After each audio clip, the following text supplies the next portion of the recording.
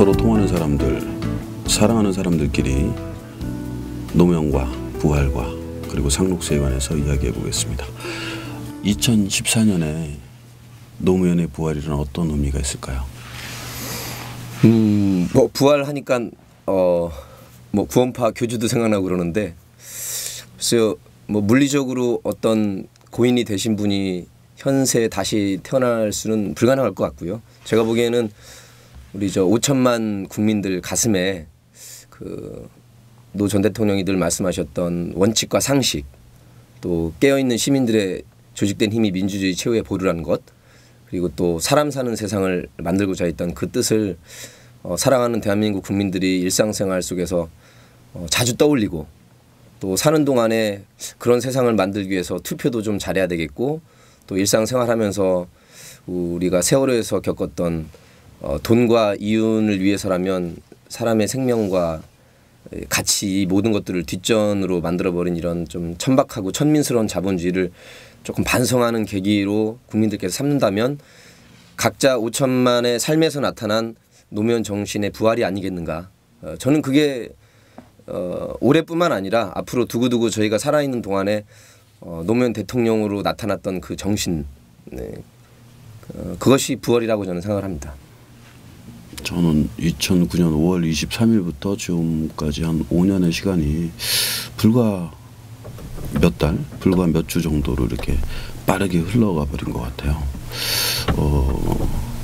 이런저런 고민들을 하면서 작품을 준비하는데 어려운 테마를 정한 만큼 감독과 제작진은 각별한 마음가짐으로 이 작품을 대해야 될 것 같은데, 정열 씨도 걱정하는 바가 많을 것 같아요. 기대도 있을 것 같고, 그래서 감독과 모든 제작진 그리고 연기자들에게 이 작품에 관해서 이러이러하게 잘 나왔으면 좋겠다, 어떠한 각오로 임했으면 좋겠다, 당부의 말씀. 사실 그 노통 서거 이후에 많은 국민들이 굉장히 충격에 빠졌고, 요즘 말로 뭐 멘붕이라고 하죠. 멘탈 붕괴일 정도로 굉장히 충격에 휩싸인 지가 벌써 5년이 넘게 지나가고 있는데, 아마 앞으로도 마찬가지일 거라고 생각합니다. 노 대통령의 급작스러운 그 서거를 접한 국민들께서 전국적으로 600만 명 가까이 이렇게 조문을 와주신 데에는 호우 불호를 떠나서 그래도 괜찮았던 정치인, 그래도 괜찮았던 대통령, 돌이켜보면 내 마음속에 대통령이셨는데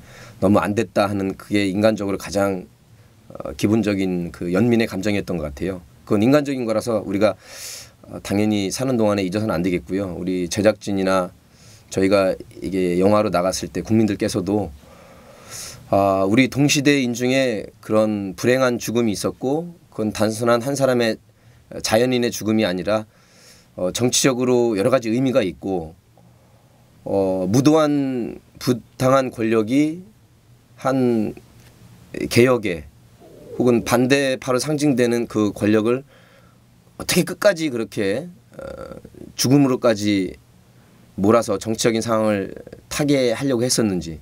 사실은 앞으로도 어떤 정치적 라이벌에 관해서 혹은 올바른 주장 내지는 상식적인 주장을 하는 그러한 세력이나 사람이나 정치인 혹은 일반 시민도 마찬가지입니다.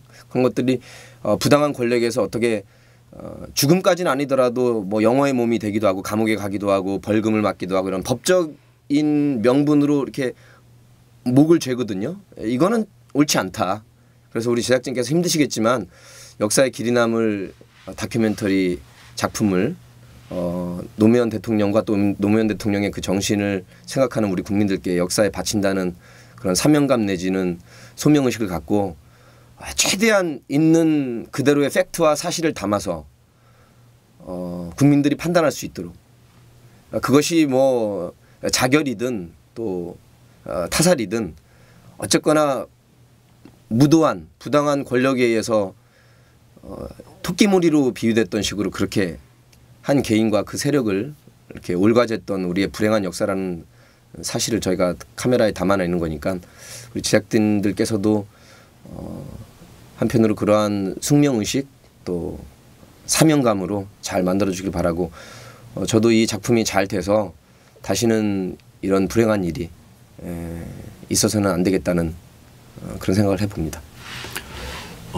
그리고 그 작품을 하는 다양한 뭐 문학을 하시는 분들, 음악을 하시는 분들, 그리고 영화를 하시는 분들이 어떤 테마를 선택했을 때 그동안에 자기가 알던 것과는 달리 직접 작품 준비에 들어가게 되면 새로운 사실들을 알게 되고 하는데, 저는 숨겨진 노면의 여러 가지 가치들을 발견하면서 지금까지 작업하는 동안에 시나리오와 또는 그 영화를 준비하는 과정에서 굉장히 행복했어요. 지난 5년 동안 많은 괴로움들, 고민스러운 일들이 있었지만 우리가 이렇게 생각해 봐야 될 부분들을 어떤 이유들 때문에 너무 버려놨구나. 이렇게 좋은 것들이 있는데 왜 좀 더 시간을 투자하지 못했을까, 이런 아쉬움이 많이 있었어요. 그래서 그런 부분들이 잘 살려내지면 우리가 승리하는 작품, 승리로 나가는 그런 횃불처럼 그런 역할을 해줄 수 있을 것 같은데, 작품과 또 노무현과 그리고 5년간의 지난 대한민국의 뭐 정치, 사회사 이런 것들과 관련해서 인간 노정열은 이러한 것들을 공유하고 싶다. 나의 팬들과 나를 사랑하는 사람들과, 우리 노정열을 사랑하는 노사모가 새롭게 활동 중인 걸 잘 알고 있기 때문에 그런 분들, 나를 아는 모두가 공유하고 싶은 나의 이야기 자유롭게. 저는 노무현 대통령을 떠올릴 때 예전에 아름다운 바보란 소리를 국민들께서 별명으로 지어준 데에는 우리나라의 정치의 여러 가지 문제점 가운데 그래도 여전히 하나는 부패 타락한 그 돈 선거, 돈 정치도 있지만, 무엇보다 이 얼마 안 되는 이 5천만을 각 지역별로 갈갈이 찢어서 분할 통치했던 역대 무도한 정권들의 지역 감정, 지역주의 조장이라 생각하고, 변호사였던 노무현 후보가 서울에서 또 부산에서 그렇게 지역 감정에 온몸으로 맞서면서 계란으로 바위치기 소리를 들어가면서 많은 국민들에게 한두 번이 아니라 이게 쌓이면서 인간 노무현이 대한민국 정치에 있어서의 지역 감정, 지역주의 조장이라는 것이 얼마나 가장 큰 잘못인가를 온몸으로 보여줬고, 거기에 노사모가 생기고 아름다운 바보 소리 들어가면서 그분이 국회의원을 하고 해양수산부 장관한 게 중요한 게 아니라 바로 대통령으로 만들어졌던 그 노란 풍선의 바람은 좌우나 진보봇을 떠나서 저렇게 한 인간이 온몸을 던져가면서 지역 감정에 맞서 항거할 수 있구나. 그것이 감동이었고, 당시 인터넷 바람과 맞물려서 대통령까지 올라오게 된 것이거든요. 그게 한 사람의 어떤 권력의 정점에 오르고 출세한 그런 개념보다 노무현이 우리 대한민국 역사 국민에게 남겨준 교훈은 처절할 만큼 옳은 것을 위해서, 자기 신념을 위해서는 목숨을 버릴 각오로 기득권을 던졌다는 것이거든요. 그래서 그 정신을 우리가 잊지 말자. 그리고 저도 노무현의 정신, 노무현의 가치라는 것이 그 5년이라는 기간 동안 탄핵 몇 달 빼고 나면 그 짧은 기간 동안에 그 개혁의 프로젝트들을 다 완수할 수 있는 물리적인 시간이 안 됐어요.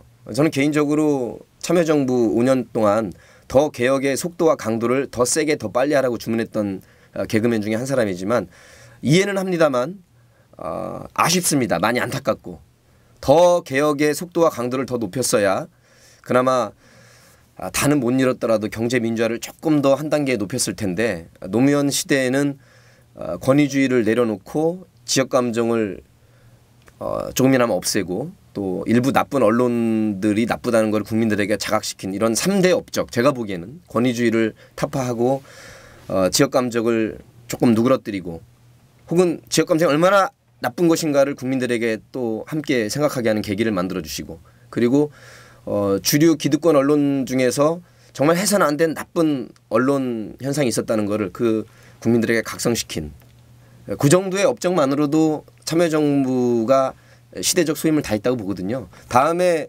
혹시 중도 개혁 정부든 정상적인 정부가 들어선다면 이런 3대 개혁이 완수된 건 아니기 때문에 끝까지 더 안고 가야 될 것이고, 지금 우리 시대 화두는 어쨌든 헌법 제119조에 보면 경제 민주화라는 말이 정확하게 나옵니다. 그래서 좌우 진보로 자꾸 나누지 말고 정의의 차원에서 응분의 몫을 땀 흘린 만큼 각자의 몫으로 나눠주는 게 정의, 저스티스의 뜻이라면 경제 민주화, 경제 정의를 위해서 국민들께서 조금 더 살만한 세상을 위해서 만들어주시는 것이 우리 남은 자의 몫, 남은 정권의 몫.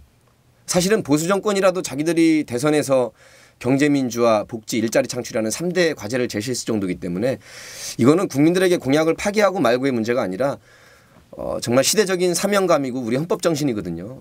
우리 이 땅에서 일하는 선량한 일하는 사람들, 그분들에게 표 될 때만 코스프레하고 경제민주화 팔아가지고 정권을 차지하고 국회의원 되고 이렇게 끝날 문제가 아니라 국민의 정부, 참여정부가 못다했던, 실용정부, 창조정부가 못다했던 그런 경제민주화의 꿈, 이것은 우리 헌법 정신이기도 하고 노무현의 정신이기도 하고 우리 5천만 국민들께서 늘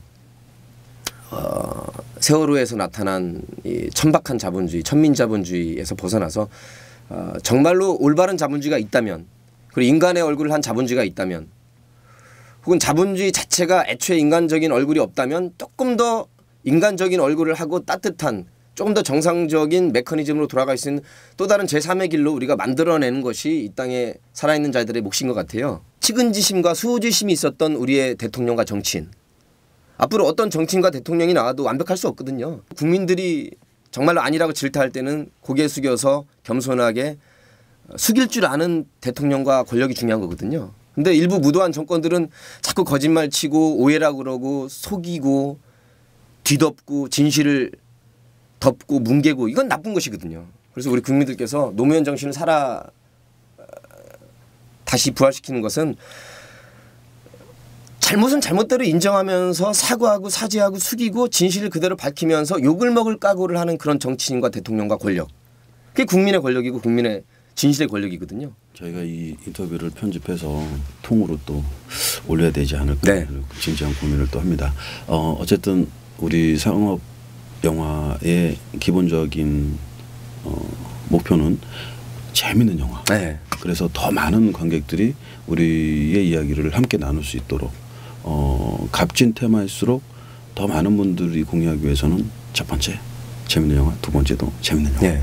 그래서 재밌는 영화 만들기에 최선을 다하면서 이런 의미들은 또 별도의 부대 행사를 통해서 끊임없이 작품이 종영하고 그 이후에도 계속 노면을 이야기할 수 있었으면 좋겠습니다. 저는 다행스러운 게 노면을 이야기하는 것이 우리 시민들의 에너지, 건강한 시민 유권자들의 에너지가 분출될 수 있는 그런 정의롭고 승리하는 길이 될 것이다 라고 믿기 때문입니다. 네. 즐겁게 웃으면서 승리할 수 있도록 상록수를 향해서 정여시의 응원의 메시지. 예. 대선 시절에 기타 좀 치시면서 발음이 좀 재밌었지 않습니까? 상록수 한 소절을 불렀던 그때 대통령 CF가 생각이 납니다. 저 덜에 푸르는, 이렇게 상록수 늘 푸르는 에버그린처럼 희망을 잃지 않고 원칙과 상식을 꿈꾸는 사람 사는 세상을 위해서 저나 또 고 노무현 대통령의 뜻을 기리는 많은 국민들, 상록수의 정신으로 저희가 사는 한 세상 푸르게, 맑게, 밝게, 또 따뜻하게 그렇게 잘 만들어주시고, 우리 상록수 영화가 우리 동시대인들에게 또 우리 아이들에게 재미있고도 유익한 그런 영화로 많은 사랑을 받길 바라겠습니다. 상록수 화이팅!